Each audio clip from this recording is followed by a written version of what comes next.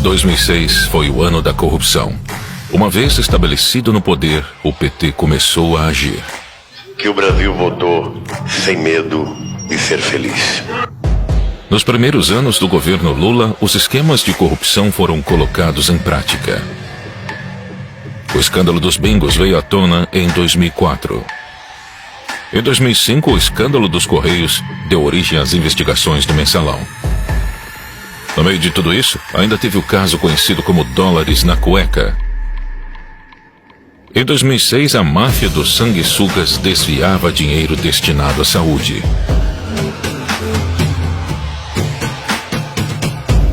E durante o período eleitoral, o escândalo do dossiê que poderia colocar em risco a reeleição de Lula também estourou. O material que acabou apreendido seria negociado com o Partido dos Trabalhadores. As campanhas eleitorais foram deixadas de lado. Nada poderia vazar. A prioridade era atravessar o período eleitoral intacto e não deixar nenhuma ponta solta.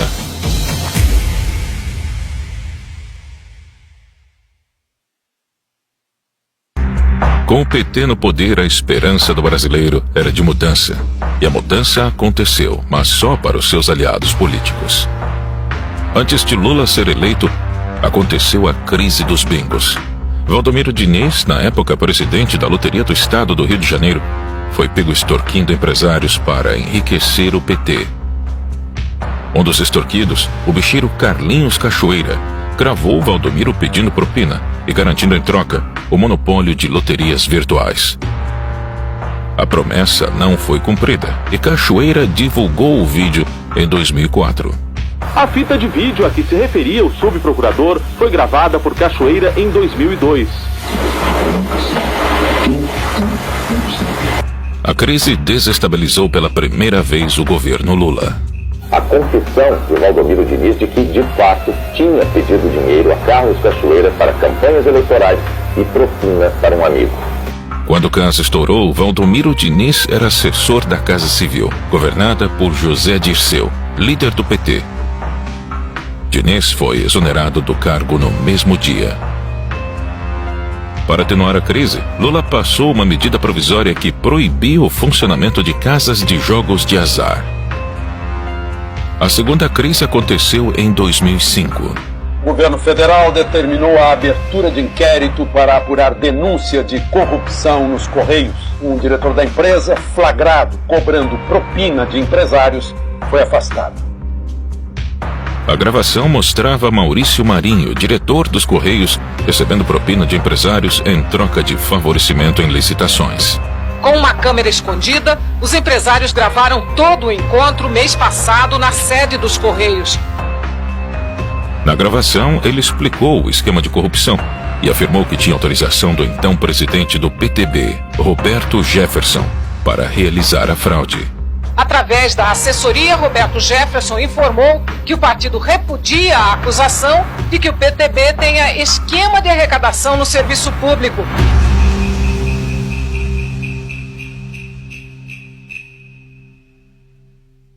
Quando investigado pela CPI dos Correios, Roberto Jefferson abriu a boca. Cabe agora a Roberto Jefferson esclarecer o que diz, o que sabe e o que quer. Maior esquema de corrupção que eu vi nos últimos anos. Que a estatal desviava 3 milhões de reais por mês para o PT. O Mensalão foi exposto. Jefferson afirmou que as estatais foram a fonte de dinheiro do Mensalão. Licitações, cargos e indicações impulsionaram o esquema de corrupção. Quais são as joias da coroa, digamos assim, da administração federal? Petrobras, Furnas, Eletrobras, os fundos de pensão. Roberto Jefferson apareceu para depor. Chegou mostrando um hematoma no rosto, consequência de um acidente doméstico. Desconfie de quem não ouviu falar no Mensalão. Ou se omite por medo de enfrentar o que eu estou enfrentando aqui, ou recebe. Roberto Jefferson lançou acusações graves contra o governo. Afirmou que o PT pagava mesada para deputados de partidos aliados votarem a favor de projetos do governo. Ele fez de tudo para as investigações não chegarem ao nome de Lula. Ô Zé Dirceu, se você não sair daí rápido, você vai fazer réu um homem inocente que é o presidente Lula. Rápido, sai daí rápido, Zé. Pra você não fazer mal a um homem bom correto, que eu tenho orgulho de ter apertado a mão. José Dirceu foi a testa de ferro do caso. Coloca o então ministro-chefe da Casa Civil em posição central, posição de organização e liderança da prática criminosa. Ele era a principal liderança do governo petista e aceitou ser responsabilizado por toda a articulação do esquema para salvar o presidente. O esquema envolvia também o tesoureiro do PT, Delúbio Soares, e o publicitário do governo, Marcos Valério. E assim surgiu a figura de Marcos Valério, e que seria o responsável pelo dinheiro do mensalão. O encontro de José Dirceu com o presidente do DMG, acompanhado de Valério e Delúbio Soares, ocorreu no dia 20 de fevereiro de 2003. Lula brincou de ator e fingiu surpresa com o caso. Estou convencido que esse negócio de mensalão me cheira um pouco a folclore dentro do Congresso Nacional. Pode ter outro tipo de coisa que os deputados podem saber, mas eu não acredito que tenha mensalão. José Dirceu, da Casa Civil, foi o primeiro a deixar o ministério. Não me considero fora do governo, me considero parte integrante do governo.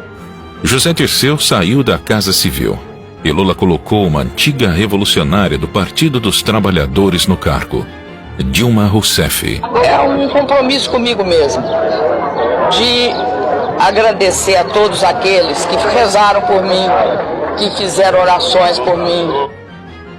Em meio ao mensalão, Adalberto Vieira, assessor do deputado José Guimarães do PT, foi detido pela Polícia Federal no aeroporto de Congonhas. Ele tinha R$200 mil em uma maleta e mais $100 mil na cueca. Os valores não declarados seriam usados para os pagamentos do mensalão. Um dirigente do PT foi preso em São Paulo ao tentar embarcar num voo para Fortaleza com R$200 mil e $100 mil. José Adalberto disse que a quantia era dele, mas não quis dar explicações sobre a origem. Brasília estava pegando fogo e a situação iria piorar.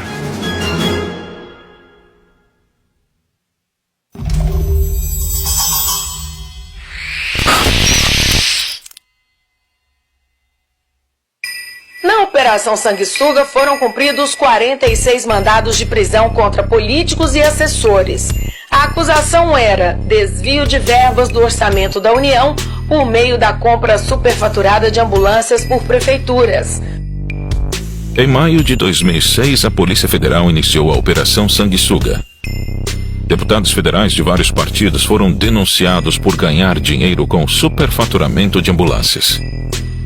Segundo a Polícia Federal, a movimentação financeira total seria de cerca de R$110 milhões. Além dos deputados, o esquema de corrupção envolvia órgãos do governo federal, prefeituras e empresas privadas. A comissão investigou 87 deputados e 3 senadores e pediu o indiciamento de 72 parlamentares, mas nenhum foi cassado. A máfia dos sanguessugas teve início na gestão do ministro da Saúde da época, José Serra. Em Cuiabá, a Polícia Federal abriu inquérito sobre a origem do dinheiro encontrado com Gedimar Pereira Passos e Valdebran Padilha. Os dois devem ser transferidos de São Paulo para Cuiabá ainda esta noite. Devem depor a Polícia Federal e ao Ministério Público Federal. Faltando um mês para o primeiro turno, outro escândalo surgiu. Os petistas Valdebran Padilha e Gedimar Pereira foram presos com R$1.700.000 no Hotel Ibis, em São Paulo. Valdebran Padilha se hospedou neste hotel na quarta-feira da semana passada. Ele revelou à Polícia Federal que naquele mesmo dia recebeu de Gedimar Passos o total de R$1 milhão. O restante do dinheiro só seria entregue depois que o dossiê chegasse a São Paulo. O pagamento estava combinado para sexta-feira até a hora do almoço e o negócio seria fechado no quarto do hotel. A dupla ia usar o dinheiro para comprar um dossiê que comprovaria o envolvimento de Serra e Alckmin com a máfia dos sanguessugas. As imagens mostram o então ministro da Saúde, José Serra, numa solenidade pública de entregas de ambulância. O material que acabou apreendido seria negociado com o Partido dos Trabalhadores. Quer dizer, de onde veio esse dinheiro? Quem são as pessoas? Qual era o propósito? porque isso está contra as regras da normalidade do jogo democrático. O dossiê seria entregue em São Paulo para Valdebran Padilha, filiado ao PT e arrecadador de campanha em Mato Grosso. A missão de Valdebran era se certificar da existência do dinheiro que pagaria as informações de Vedoim. Em declaração à Polícia Federal, Gedimar afirmou que tinha sido contratado pelo assessor pessoal de Lula, Freud Godoy. Na Secretaria Particular da Presidência da República, em Brasília, trabalham Freud Godoy, que, como disse Gedimar no depoimento, tem uma empresa de segurança. Freud é filiado ao PT desde 89, trabalhou em todas as campanhas do presidente Lula e hoje é assessor especial da Presidência da República, lotado na Secretaria Particular da Presidência. Ele tem uma sala no Palácio do Planalto, no mesmo andar do gabinete de Lula. Lula não participava dos debates, não dava entrevistas e não dava explicações sobre o dossiê fora do horário eleitoral gratuito. Cristóvão Buarque perguntou a Lula, ainda que ele não estivesse no debate, como ficaria a situação do presidente caso algo fosse descoberto sobre a participação dele no dossiê. O presidente Lula preferiu trocar o debate que você acabou de ver aí por um último comício. Foi em São Bernardo do Campo, no ABC Paulista, onde ele começou na vida política.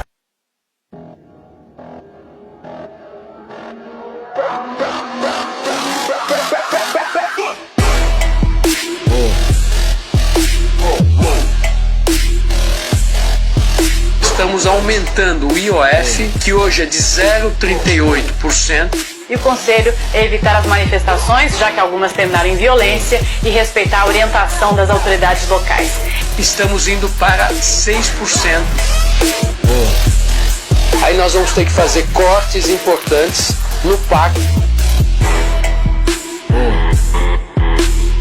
Como presidenta, eu tenho a obrigação tanto de ouvir a voz das ruas, como dialogar com todos os segmentos, mas tudo dentro dos primados da lei e da ordem, indispensáveis para a democracia. 12 anos de PT fizeram mal ao Brasil.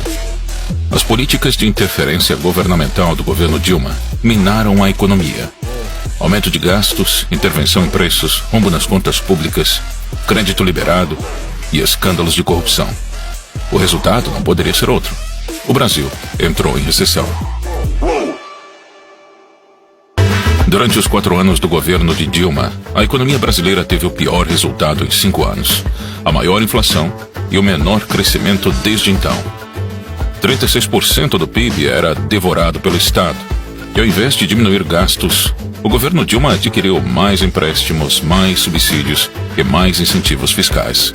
Nos últimos 13 anos, o Partido dos Trabalhadores promoveu um inchaço do Estado brasileiro. Nesse período, o PT criou 40 empresas que aumentaram os gastos e ajudaram a provocar a crise fiscal do governo. A influente revista The Economist fez outra capa sobre o nosso país, desta vez perguntando se estragamos tudo. O número de funcionários das empresas públicas federais cresceu de 35 mil em 2002 para 67 mil este ano. A Copa do Mundo foi trazida ao Brasil com a promessa de impulsionar a economia e criar empregos. Mas na realidade, os estádios foram superfaturados em quase 30 bilhões de reais. E hoje estão sem uso. Há menos de 3 meses da Copa do Mundo, o Tribunal de Contas da União apontou indícios de superfaturamento de 431 milhões de reais. Estão a compra indevida de materiais e o valor cobrado para o transporte de pré-moldados no canteiro de obras. O Tribunal de Contas do Distrito Federal está investigando irregularidades na compra de ônibus para turistas da Copa do Mundo. Olha, o Tribunal de Contas do Estado apontou um superfaturamento e falhas nas obras do Maracanã para a Copa do Mundo daqui a menos de 2 meses. Os hospitais absolutamente depredados, sucatados, os médicos mal pagos, o corpo clínico deixa a desejar, falta dedicação para os pobres, nem falo das escolas, nem falo da segurança, mas o Mané Garrincha já está em 1 bilhão e 500, ninguém diz nada. Mas o Brasil está botando dinheiro do meu bolso, do seu bolso, e depois não tem para o velho carente, que precisa de uma cirurgia, para a criança, para os pobres do Brasil. Protesto generalizado, olha aí, olha a correria, olha a correria. A popularidade da então presidente Dilma Rousseff era assustadoramente baixa. Seu desgoverno enfureceu a população. Em 2013, o aumento de 20 centavos nas passagens de ônibus motivou o início de uma série de manifestações.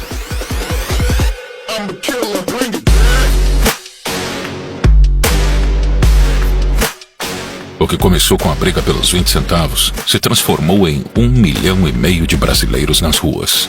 Você vai vendo as esquinas das avenidas Presidente Vargas e Avenida Rio Branco. Está tudo paralisado no centro do Rio de Janeiro. A revolta não tinha um objetivo claro e diversos grupos aproveitaram o momento para legitimar suas ideias. Olha, desde o começo das manifestações, nenhuma das organizações aqui que estavam organizando tirou qualquer deliberação de restrição de partidos políticos, de bandeiras e coisas desse tipo. E o partido tem que mais sair dos gabinetes e ir pra rua, ir pros movimentos. A consequência foi um caos nacional. O governo precisava tomar controle da situação. Só PSTU e sindicatos financiados pelo PT bancaram black blocs para esvaziar os protestos. Os vândalos saqueavam, causavam incêndios e depredavam estabelecimentos.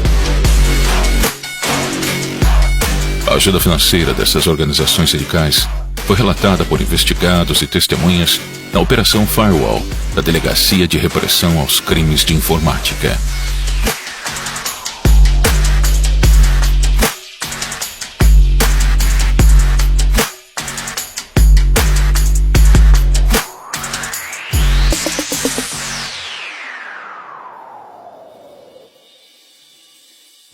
O esquema de corrupção na Petrobras foi descoberto graças a outra investigação que colocou políticos e empresários na cadeia, o Mensalão. Documentos da Justiça Federal revelam que foi a apuração do esquema de compra de votos de parlamentares que levou à Operação Lava Jato. A eleição de 2014 foi muito parecida com a de 2006. A corrupção pautou as discussões daquele ano. Enquanto o Mensalão era descoberto, outro esquema de corrupção estava sendo montado: o Petrolão. Ele era 33 vezes maior que o Mensalão. Envolvia propinas das empreiteiras, lavagem de dinheiro, evasão de divisas e superfaturamento de obras.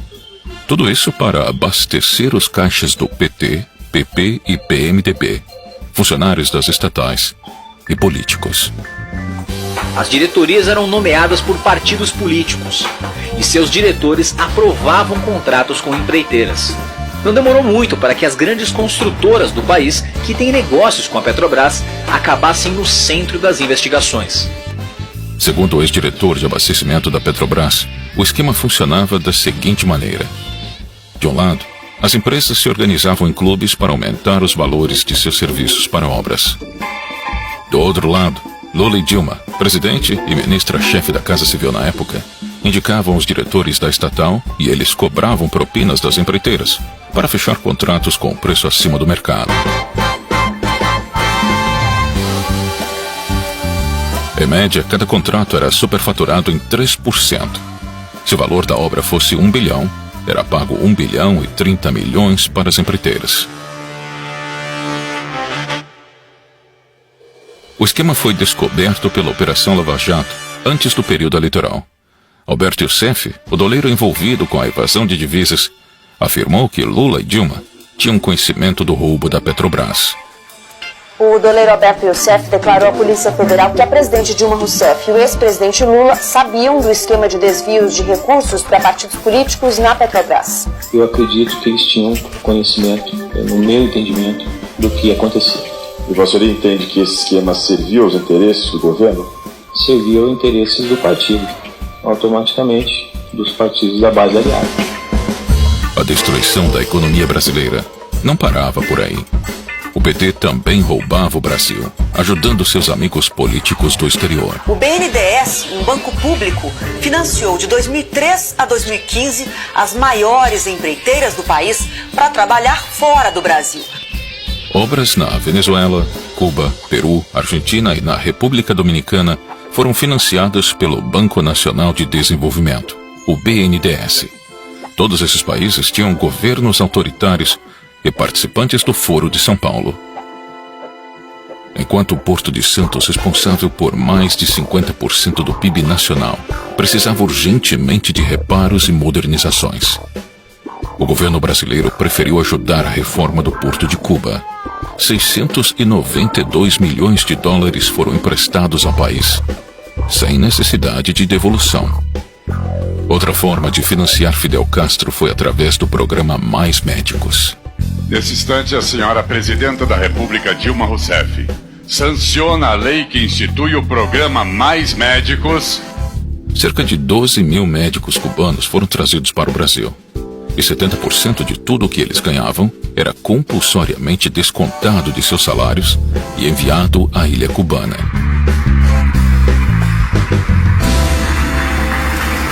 E assim começaria a disputa presidencial de 2014.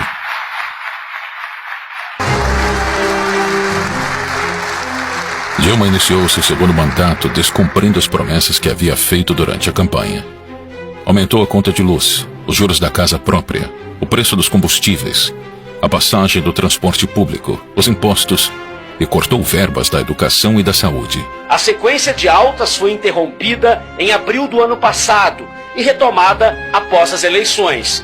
Hoje, a taxa está em quase 14%. Enquanto isso, a inflação que estava em 6% ao ano não cedeu. Ao contrário, ganhou fôlego e está no nível mais alto em 11 anos. A semana começou com uma notícia nada boa para os motoristas: o aumento no preço da gasolina.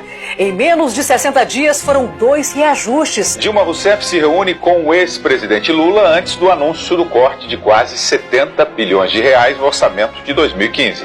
O desemprego ficou em 12% no último trimestre do ano passado e atingiu mais de 12 milhões de pessoas no país. É o maior índice desde 2012, quando foi criada a série de indicador da PNAD. Os maiores cortes ficarão com o PAC, Programa de Aceleração do Crescimento, 25 bilhões e 700 milhões de reais. Ministério das Cidades, 17,2 bilhões. Saúde, 11,8 bilhões. E Educação, 9,4 bilhões. Nos dias 15 de março, 12 de abril, 16 de agosto e 13 de dezembro de 2015, os brasileiros foram às ruas pedindo o impeachment da presidente. 200 mil pessoas nesse momento na Avenida Paulista. 200 mil pessoas, segundo a Polícia Militar. Já é a maior manifestação popular do Brasil neste domingo.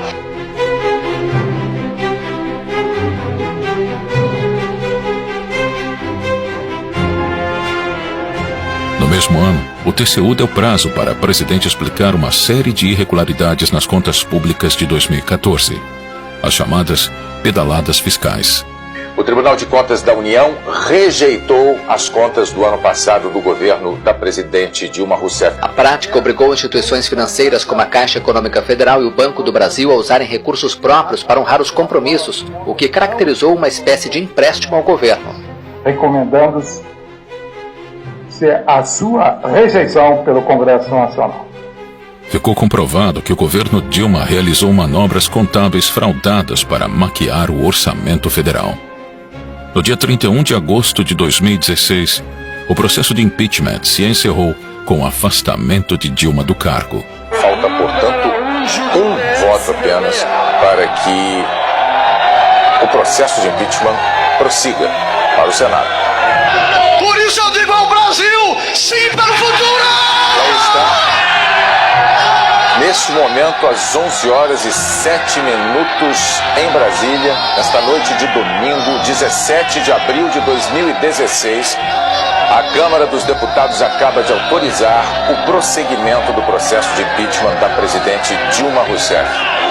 E nesta quinta-feira, 12 de maio, às 6 horas e 33 minutos, o Senado aprovou, por 55 votos a favor e 22 contra, o afastamento da presidente Dilma Rousseff. Senado caça o mandato de Dilma Rousseff, mas preserva direitos políticos. 2 anos depois, Aécio Neves também virou réu na Operação Lava Jato. As empreiteiras investigadas admitiram a doação de quase 100 milhões de reais para ele e para Dilma. Por unanimidade, os ministros da primeira turma do Supremo Tribunal Federal tornaram réu o senador Aécio Neves, do PSDB.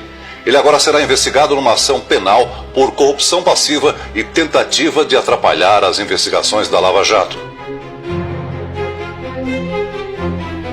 A eleição de 2014 foi só mais um teatro. Os dois candidatos respondiam aos mesmos interesses. Independente de quem vencesse, o destino do Brasil seria o mesmo. Estado inflado, políticas populistas e demagógicas, corrupção e um país sendo governado para poucos.